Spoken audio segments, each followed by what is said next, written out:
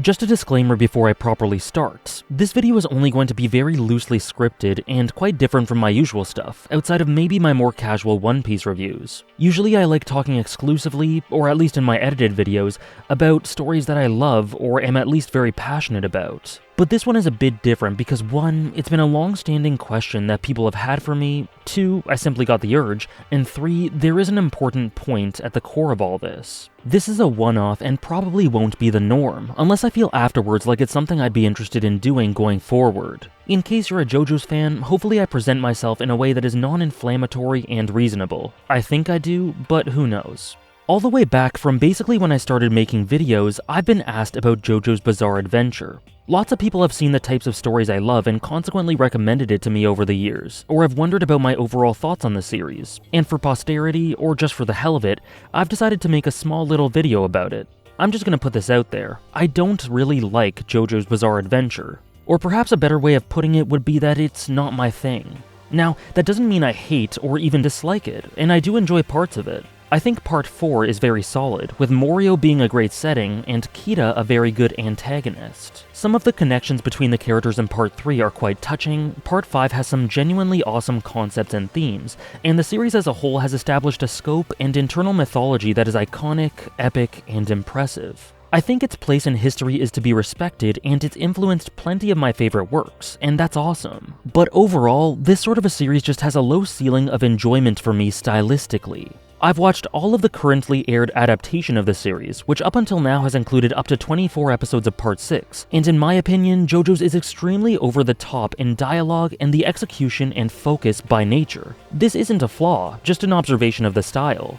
There's a ton of focus on the fights, and a large emphasis on flamboyant character interactions and dynamics and how stands can be used creatively to lead to all sorts of entertaining and insane situations and applications of the system, rather than deep character work or really scrutinizing thematic focus a substantial portion of the time. At least in my opinion. I'm sure there's subtler characterization baked into the fights that I've missed, but overall it just isn't presented in a way that I find engaging. Please don't get me wrong, that's not to say that there isn't ever any substance, but I just find that they're either dwelt upon in large doses rather than being super spread out throughout the stories at times, or that they take a bit of a back seat in favor of other elements. Though again, exceptions do exist of course. I have no doubt in my mind that the series does have plenty of substance, that it does have important messages and an overall point and purpose to complement the flair, but the execution just doesn't really mesh with me. I just find myself wishing that the fights would either not drag on so long, or focus more on other things a little more, if that makes sense, because I am engaged when that happens. This is summed up through my experience of watching a specific fight of Part 2 of Part 6. It had great content for Foo Fighter, FF, as a character, but the majority of it was filled with off-the-wall craziness that I found interesting in concept because it progressed creatively,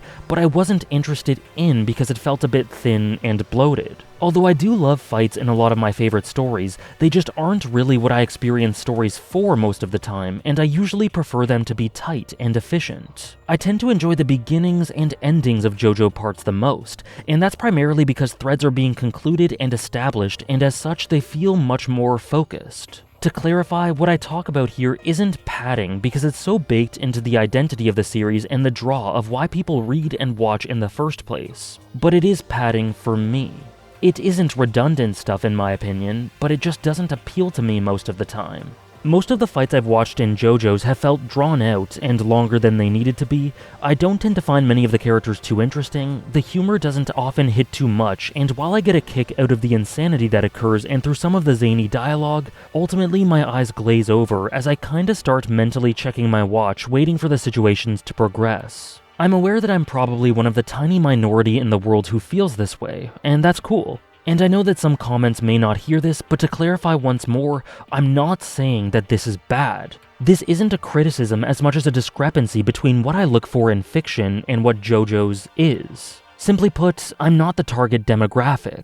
And that's a really important distinction to emphasize that's essentially the core of why I made this video. JoJo's isn't a type of series that I like much, inherently, but that alone doesn't mean that it's bad, or that it doesn't have value. I'm predisposed to not enjoying the style in the first place, and so who am I to say that I'm an unbiased judge of it? How on earth does that give me the authority to say that it's bad without diving into specifics? It doesn't, and statements of quality are naturally important, but they need to be backed up with reasoning for why the execution is bad, not for why this sort of story is inherently invaluable, because that's a slippery slope that restricts storytelling far too much. JoJo's just isn't for me.